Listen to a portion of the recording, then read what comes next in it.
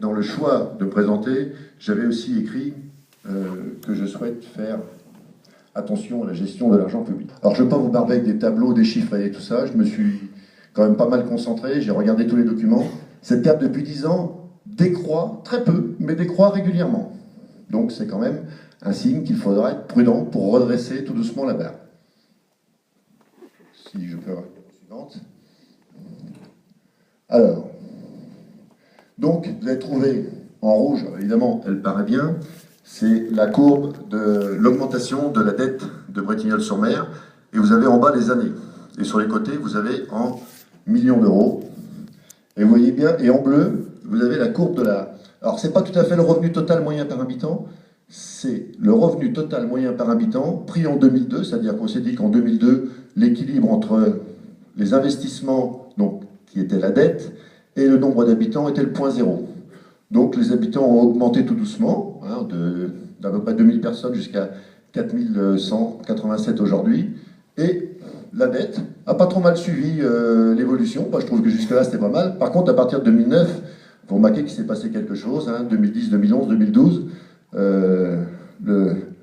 la flèche elle monte un peu vers le haut, et ça, si vous voulez, ça m'alerte un petit peu. Donc, je voulais que vous en ayez conscience. Je ne dis pas que derrière, il n'y a pas possibilité de le rembourser, mais je dis qu'aujourd'hui, elle est là. Et aujourd'hui, comme elle est là, elle a un seul inconvénient, c'est qu'elle coûte des frais financiers. Parce qu'entretenir une dette à ce niveau-là, ça coûte très cher tous les jours. Alors, cet horrible tableau. Je vous dis ça avec un peu d'humour, hein, parce que je vous l'ai dit, hein, je ne suis pas professionnel des grands discours, mais je vous le dis avec un peu d'humour pour détendre l'ambiance.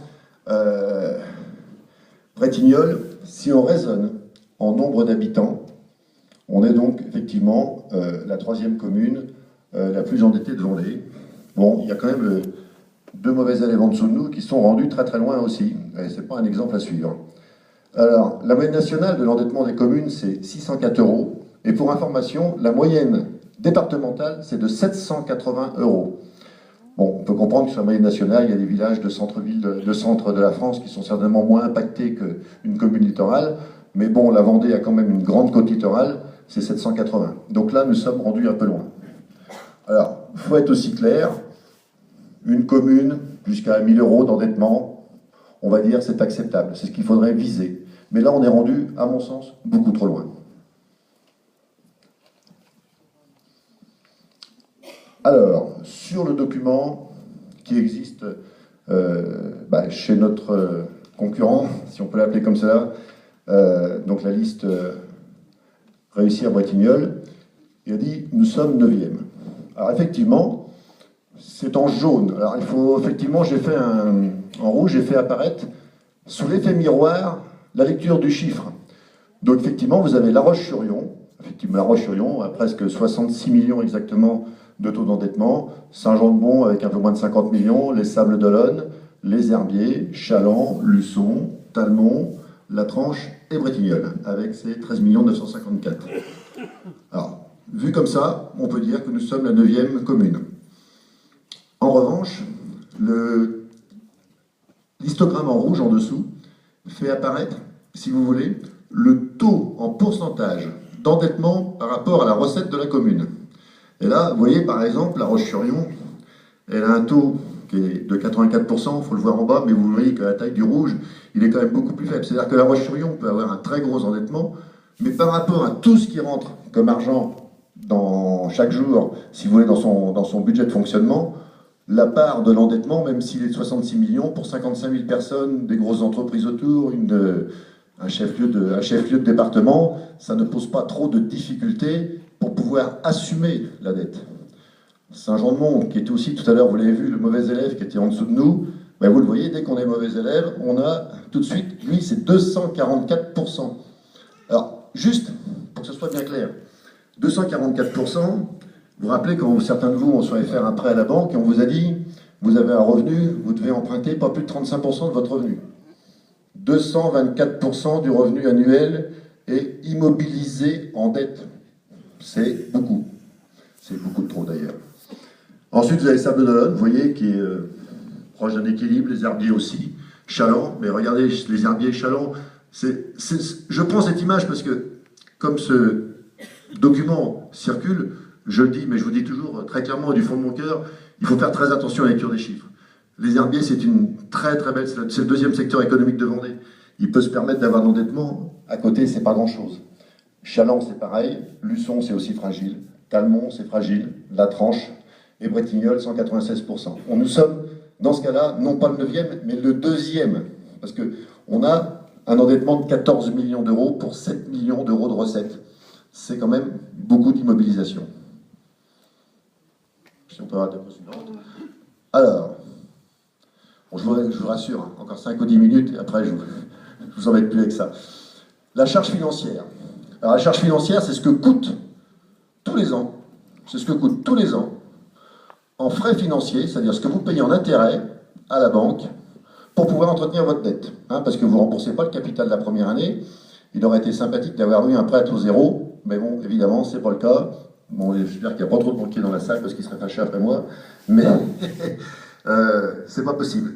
Donc regardez, vous retrouvez La Roche-sur-Yon, toujours pareil, effectivement elle a un gros endettement, mais ses frais financiers lui coûtent que 2,92%. C'est très très peu, enfin c'est très peu, c'est trop, mais c'est très acceptable.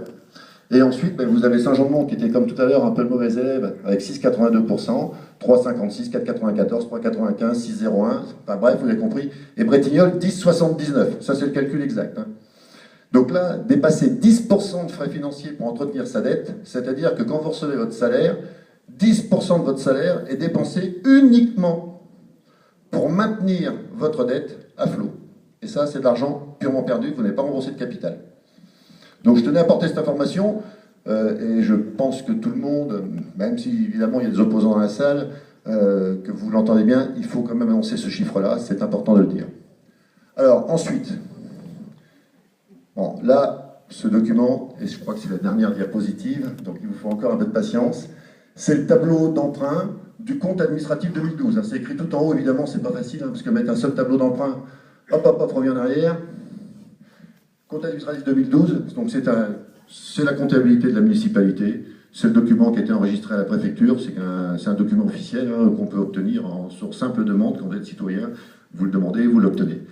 On a volontairement grossi les 5 dernières grandes lignes. Pas les 5 dernières, les 5 dernières lignes. Alors, pas facile à lire parce que je sais que c'est loin, mais je vais vous l'expliquer. Donc vous avez sur le côté les années où ont été souscrits les emprunts, 2012, 2012, 2011, 2011, 2010, 2010. Investissement, investissement, investissement, investissement, caisse d'épargne, crédit agricole, et c'est Mourba. Vous avez quand même ici des chiffres, 1,5 million, 1,5 million, 2 millions, 1 million, 1 million, 2 millions. Donc c'est quand même des grosses sommes. Ces sommes ont été empruntées donc, récemment, sur les 2-3 dernières années, avec des durées, c'est le chiffre, j'ai pas de pointeur, mais excusez, 15, 15, 19, 19, 18 et 13, en somme, ce sont les années résiduelles pour finir de les payer. Donc ce sont des crédits sur 20 ans et 15 ans principalement. Le remboursement trimestriel, le taux est fixe, donc ça c'est très bien. Par contre, ce qui me plaît beaucoup moins bien, c'est le taux de l'intérêt. 4,81, 5,26, 4,71, 5,11, 3,40 et 3,73. Alors, ce qui est assez étonnant, et là aussi je le dis toujours avec beaucoup de sincérité, je suis entrepreneur, attention, je ne suis pas parfait, je n'ai pas du tout la prétention. C'est curieux, c'est qu'en 2010, il y a peut-être moins d'emprunts à la commune, les taux sont 3,73, 3,40. On sait très bien qu'aujourd'hui, les taux ont plutôt baissé. Et curieusement, en 2011, on voit les taux augmenter, et en 2012 aussi, ils dépassent 5.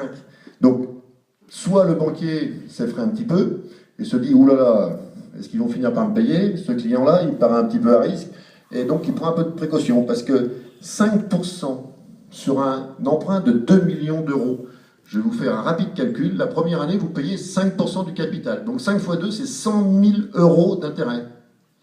Pour un prêt. Quand il y en a 5, faites le compte. C'est pour ça que tout à l'heure, vous avez vu un chiffre à plus de 600 000 euros de frais financiers. Donc là, je dis, je peux comprendre qu'on investit dans une commune, mais attention, ce genre de frais-là obèrent pour vous, et probablement pour encore quelques années, le fonctionnement de notre commune. Et ça, je pense qu'il faut le souligner.